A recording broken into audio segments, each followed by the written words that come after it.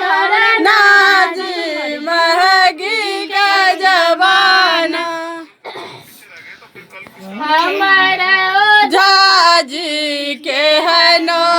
छति तो ताई सा मतलब बयान का कि हमारा जाजी के हनो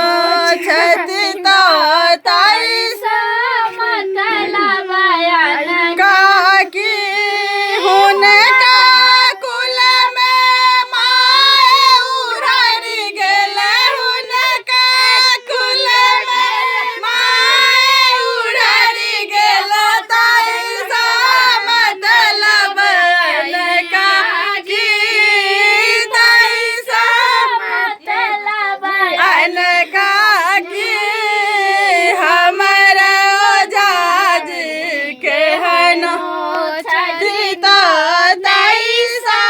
मतलब अनका कि उनका कुल में बहिनी उड़ारी गेला हुनका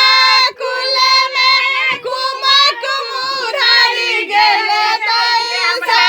मतलब अनका कि ताई सा मतलब अनका कि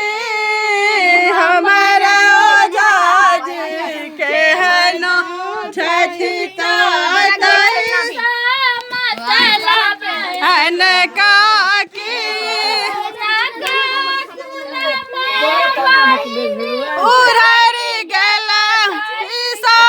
मतलब अनका कि ताई सा मतलब अनका कि हमारा